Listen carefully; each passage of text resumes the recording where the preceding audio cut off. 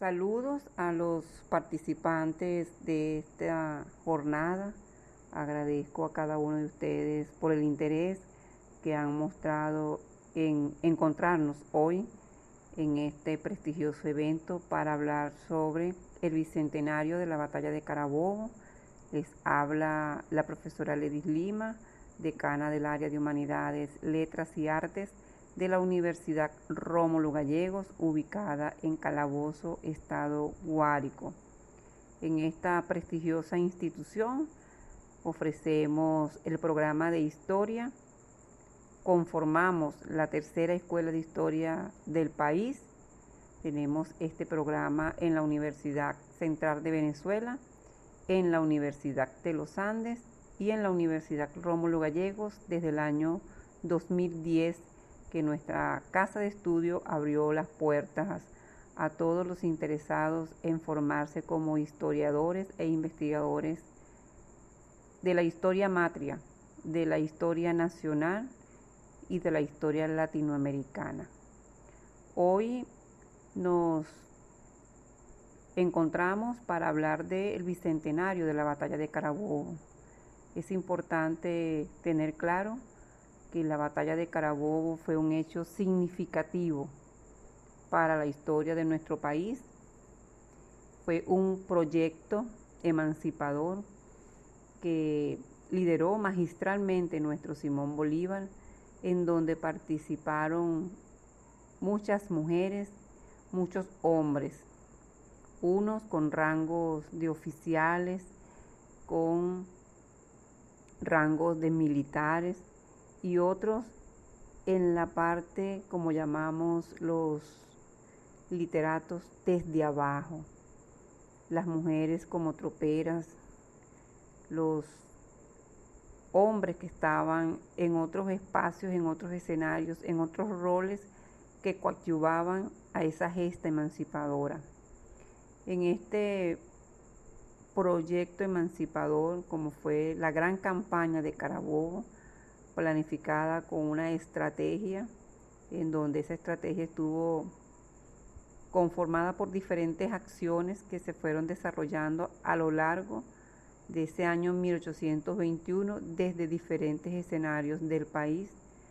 Se conformaron varios ejércitos desde el oriente, desde el occidente, desde los llanos y por supuesto también el ejército de la Guardia de Honor que lideraba nuestro Simón Bolívar.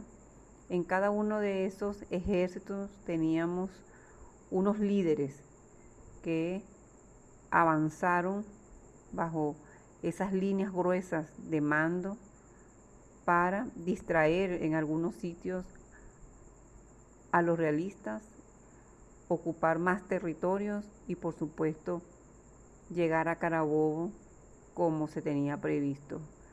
En esas diversiones que formaron parte de esas estrategias de distracción, podemos citar la estrategia o la diversión de Bermúdez, también la diversión de Cruz Carrillo.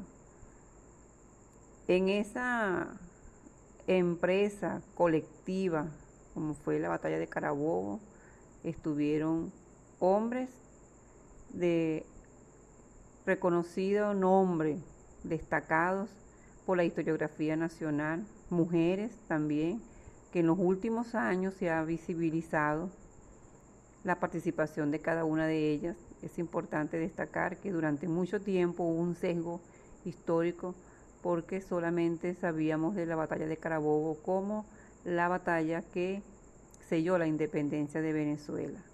Sobre este particular quiero iniciar diciendo pues que Carabobo no fue el fin de la guerra. Carabobo tampoco consolidó la independencia de Venezuela, como la historiografía nos ha hecho ver. La interpretación más cercana a la historia es que Carabobo liberó e incorporó efectivamente el territorio venezolano a la República de Colombia. Este hecho de armas del 24 de junio de 1821 tuvo como consecuencia la ocupación definitiva de Caracas y por tanto el fin de la administración realista en el centro de Venezuela. Fue un descalabro tremendo para el ejército español pero no fue el fin de su presencia militar en nuestro territorio. Miguel de la Torre, comandante de las fuerzas realistas, se retiró a Puerto Cabello con el batallón Valencey. En diciembre de este mismo año, en 1821, La Torre con sus hombres recuperó Coro y posteriormente en 1822 el general Francisco Tomás Morales reemplazó a De la Torre, tomó Maracaibo e incursionó sin éxito sobre Mérida y Trujillo. Puerto Cabello también en 1821 y 1823 fue un bastión operacional realista sobre el occidente y el centro de Venezuela. Todos estos datos históricos nos demuestran que la lucha no terminó el 24 de junio de 1821, sino años más tarde. Todo culminaría por las acosadas fuerzas con la toma de aquella plaza por Páez en noviembre de 1823. También un hecho que coadyuvó muchísimo a la liberación total del territorio fue la batalla naval del Lago, acontecida en 1823. Entonces, iniciamos destacando que en esta gran campaña, en esta gran empresa colectiva que perseguía un fin común como era la libertad, conseguir la libertad, además de estos destacados próceres, héroes y heroínas que la historiografía nacional nos ha dado a conocer, también vamos a conseguir la presencia de algunos extranjeros que se sumaron a la causa emancipadora. Sabemos que dentro del ejército de los Bravos de Apures estuvo la Legión Británica, que contribuyó muchísimo a ese logro, a ese triunfo. También vamos a conseguir la presencia de la negritud. La negritud estuvo representada por esos valerosos hombres afrovenezolanos, descendientes de aquellos primeros africanos que llegaron a estos territorios de nuestra América, no solamente en Venezuela, sino a esas islas hermanas cercanas a nuestra Venezuela y que forman parte de esta América, la América nuestra, la América que nos identifica culturalmente, la América que conformamos todos los que hablamos castellano, algunos con algunas diferencias en diferentes zonas del continente, pero es la América distinta a la que está en el norte. Entonces, estos afrovenezolanos, descendientes de esos negros africanos que nos aportaron su sangre, que nos aportaron su cultura, para esa amalgama cultural que tenemos en la actualidad, ese mestizaje, estuvieron presentes en esa gran campaña de Carabobo. Sobre este tema realmente interesante, porque también la historiografía nacional tiene una gran deuda con este contingente, con este aporte de la negritud, porque pocos nombres se conocen en la actualidad sobre la valerosa actuación de cada uno de ellos. Es un placer de verdad hoy compartir algunas ideas, algunos puntos de encuentro con todos ustedes sobre la negritud de los llanos presentes en Carabobo. Para proseguir con esta disertación debemos de hacer un inciso para preguntarnos cómo llegaron los negros a Carabobo. Esa interrogante nos obliga a trasladarnos años atrás, cuando inició ese proceso de invasión en nuestra América, porque realmente ese 12 de octubre de 1492 fue un proceso que se enmarcó en un contexto del capitalismo puro, capital-trabajo, una relación de capital-trabajo. Una vez que se instalan los europeos, los españoles en nuestras tierras, en las tierras de nuestros aborígenes, se da esa relación de capital-trabajo porque En ese momento se instauró una relación comercial, un saqueo desde nuestra América hacia Europa. Por supuesto que ese brutal capitalismo mercantil inició con una explotación minera, una explotación brutal de la tierra con agricultura extensiva, en donde esos productos posteriormente eran exportados como parte de una acumulación foránea y una elitesca acumulación de riquezas y grandes capitales. Por supuesto que esto generó un comercio triangular que conllevó posteriormente a la trata de seres humanos. Aproximadamente indica el sociólogo Héctor Ortiz que entre 10 a 40 millones de personas de varios pueblos africanos fueron secuestrados por los encargados y los autores de esa trata de tráfico esclavista. Esto trajo como consecuencia pues que en tierras venezolanas se encontraran muchísimos africanos para los años de 1500. Esto por supuesto generó la esclavitud porque eran comprados por las personas aristocráticas, las familias que tenían dinero, que eran pudientes, que eran grandes terratenientes, que fueron ocupando las diferentes poblaciones que se fueron fundando por los españoles en nuestros territorios. Sabemos que en diferentes zonas de Venezuela existían ya unas poblaciones originarias que muchos fueron excluidos y les quitaron sus territorios, sus tierras para dárselas a familias extranjeras, foráneas españolas que llegaron con los conquistadores, en este caso los españoles invasores que ocuparon esas tierras y que desplazaron a nuestros pueblos originarios, los exterminaron.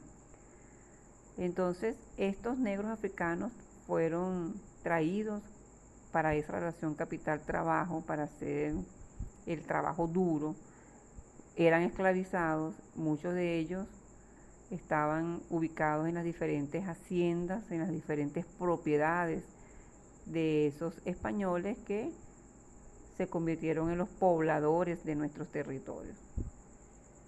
Por supuesto que una vez que ellos fueron sacados de su hábitat natural, de sus poblaciones, de sus tierras, de sus países de origen, de sus naciones de origen, y se fueron sometidos a la esclavitud, al trabajo duro, al trato, al maltrato.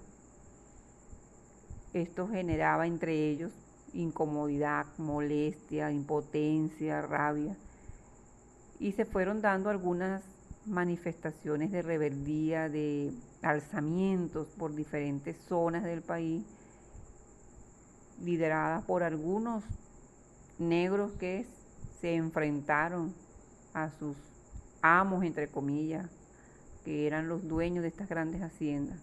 Tenemos varios casos, por ejemplo, José Leonardo Chirino en el año de 1795, Andrés Sote o Andrés López del Rosario en 1732, casos como de Juana Francisca y Guillermo Rivas en 1768, igualmente Jerónimo Guacamaya y Josefina Sánchez en 1776. Estos alzamientos eran unas manifestaciones de que no estaban de acuerdo con todo lo que estaban viviendo y por supuesto querían alzar su voz, querían ser libres. Por supuesto que todas estas generaciones se fueron reproduciendo, se fueron multiplicando y estas poblaciones de africanos fueron dando productos en sus compañeros, en sus hijos, en sus descendientes. Ese sentimiento de libertad quedó allí en cada uno de ellos y se iba traspasando de una generación a otra, se iba heredando. Añoraban vivir en plena libertad. A lo largo y ancho del país se fueron instaurando esas cimarroneras, por ejemplo en Caucagua, en Barlovento y en otras zonas de negros que estaban ubicados más a la parte de las costas, en esas áreas de la costa. Y vamos a conseguir nombres como por ejemplo de Juana Ramírez la Avanzadora en 1803, que tuvo una significativa participación. Y otras como Josefa Camejo, que también estuvo en Carabobo y que formó parte de ese ejército de Occidente. Entonces, todos estos antecedentes y un poco de esta historia que he tratado de resumir lo más breve, como les dije, fueron dando los primeros pasos de esa participación destacada de nuestra negritud. Fueron sometidos a diferentes procesos realmente discriminatorios, nuestros africanos, nuestros afrovenezolanos, porque una vez que se fueron mezclando con otros y produjeron descendientes, ya no eran afrodescendientes como tal, porque es un término que ha tenido cuestionamiento. Yo los llamo afrovenezolanos porque se mezclaron con nuevos venezolanos, con nuestros venezolanos que estaban allí y que se compartieron culturalmente en muchas zonas y que tuvieron esa articulación permanente. Por ejemplo, esos estratos sociales que la historia nacional siempre nos hace repetir. En mi caso personal lo repetí en mi época de estudiante de bachillerato y que todavía nuestros estudiantes de educación media en la actualidad, lo que se llama educación media, continúan hablando de estos estratos como blancos de orilla. También ahí conseguimos que se fueron sometidos a esa limpieza de sangre, como en el caso de nuestro Juan Imán Rocio y otros, porque los que no eran puros eran sometidos a este tipo de discriminación. El mulataje, por ejemplo, porque esto ocurrió y es evidente nuestra diversidad cultural en la actualidad y por supuesto nuestros colores de piel entre los venezolanos, que demuestran pues que se dio esa amalgama de razas, el negro, el blanco y el indio. Entonces nuestros negros, aparte de soportar el maltrato, también vivieron la discriminación y por supuesto ese racismo simplemente por ser negros.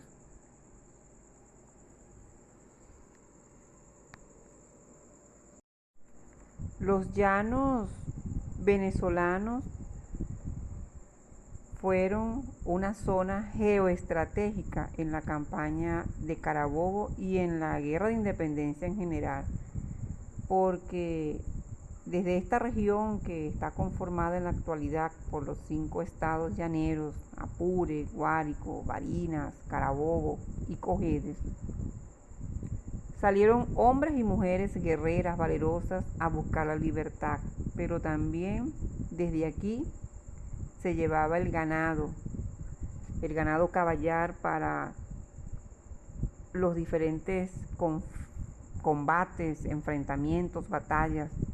Ese ganado caballar que fue el sistema de transporte de la época para los ejércitos. También desde los llanos salieron los ganados para la manutención de esos ejércitos. Y desde acá también muchos hacendados que estaban con la causa patriota mandaban los recursos para mantener a los ejércitos nuestros que luchaban por esa independencia.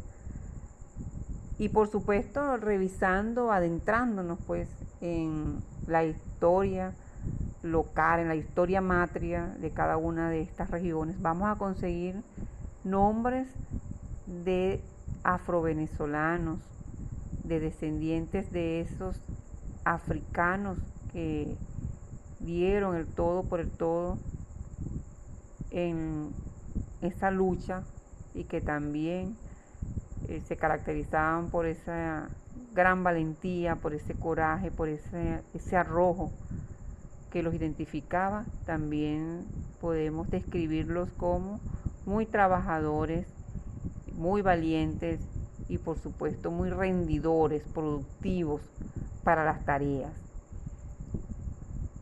En la parte que concierne al Guárico vamos a encontrar varios nombres de destacados afrovenezolanos, de negros, de esa negritud que nos identifica.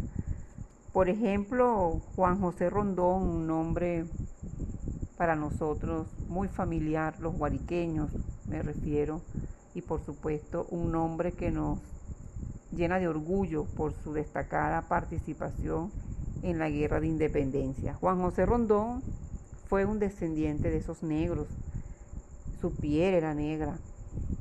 Este prócer, este gran héroe, este guerrero nació en Santa Rita de Manapire, una población que está cercana a las Mercedes del Llano, un pueblo de nuestro hermoso Guárico.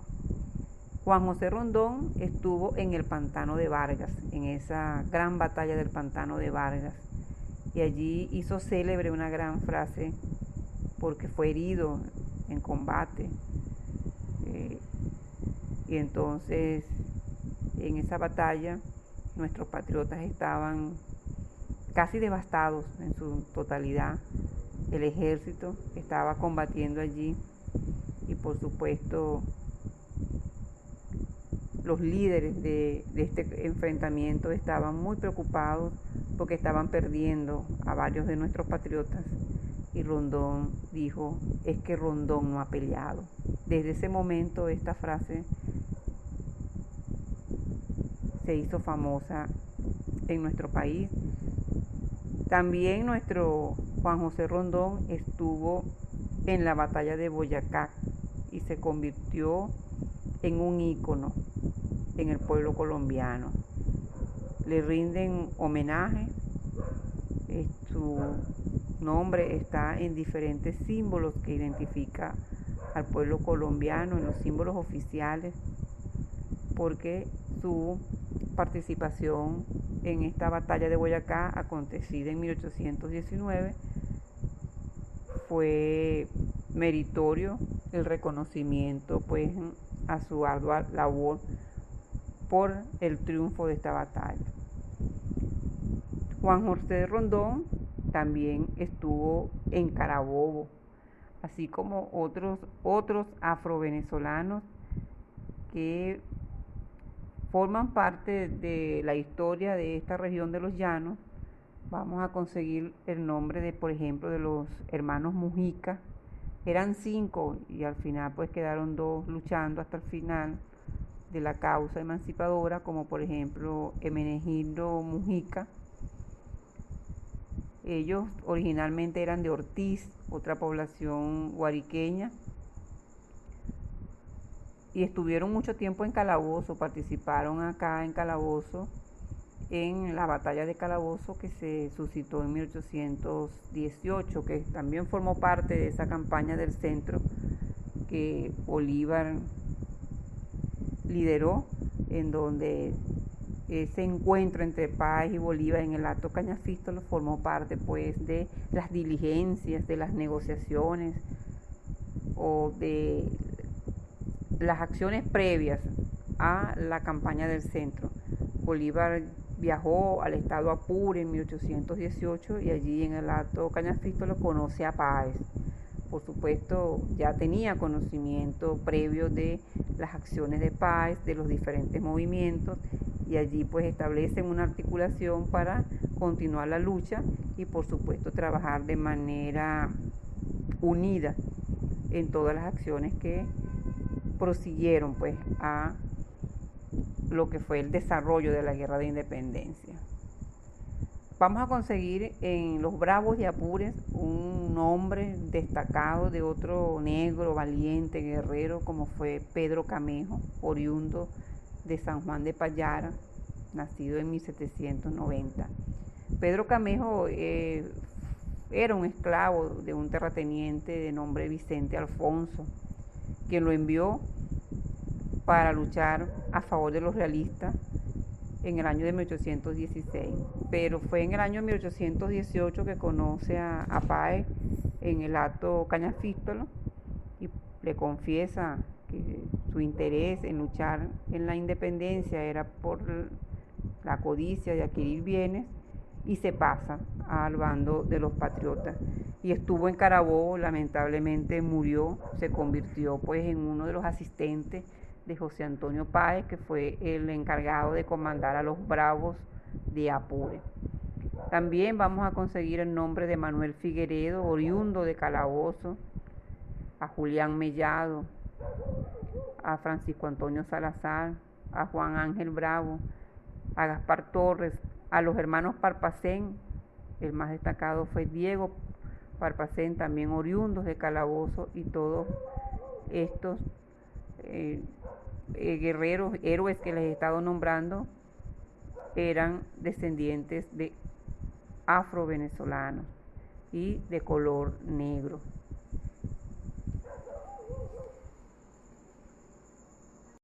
Es importante acotar que no todos los nombres que he referido en esta disertación estuvieron en el sitio, en el momento de la batalla de Carabobo ese 24 de junio. Algunos no llegaron porque murieron antes, pero es conveniente aclarar que cada uno de ellos coadyuvó a esa gesta emancipadora desde los diferentes territorios. Por esto es que es muy importante que hoy los investigadores, los historiadores, asumamos el compromiso con la historia matria, con la historia regional y local. Debemos revelar, escudriñar en nuestros espacios, en nuestros territorios, sobre la historia matria, la historia de nuestros antepasados, la historia que nos circunda, porque hay muchísima historia que contar. Tenemos mucho trabajo que hacer, porque la historiografía nacional tradicional se ha dedicado a enaltecer a los grandes, a los conocidos, a los destacados, pero hay muchos más que también se destacaron, pero que requieren de ese trabajo minucioso de investigación. Por ejemplo, en el caso de los Mujica, acá en Calabozo, hay una investigación sobre ellos muy importante y que debemos hacer el trabajo para también llevarlos al Panteón Nacional, porque también fueron muy destacados. En el caso de 1818, cuando Bolívar vino a Calabozo, se consiguió con la cabeza de uno de ellos que estaba colgada en la Plaza Bolívar porque fue despedazado, y su cabeza fue colgada allí para amedrentar a todas las personas y evitar que se sumaran a la causa independentista en favor de los patriotas.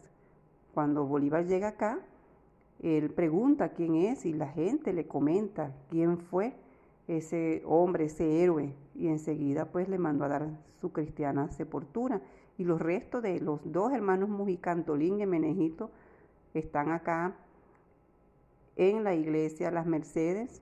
Allí reposan sus restos y por supuesto estamos haciendo el trabajo de investigación para que sean llevados al Panteón Nacional, porque no solamente estuvieron en la campaña del centro, también participaron en otras batallas previas a esta que por supuesto se enfilaron rumbo a Carabobo. Y así en cada uno de los territorios vamos a conseguir nombres de afro-venezolanos que participaron en diferentes batallas, en diferentes enfrentamientos, en diferentes combates, y que su actuación aportó a la gesta independentista como tal. Entonces es importante que los historiadores tengamos esto presente y que hagamos el trabajo con la historia matria desde las localidades en este proceso, que tenemos la oportunidad de este nuevo enfoque, de este nuevo paradigma como es la historia insurgente, y por supuesto con esta red de historia, memoria y patrimonio que está desplegada por todo el territorio, Y hoy, gracias a las tecnologías, a las plataformas tecnológicas como esta que estamos utilizando el día de hoy, podemos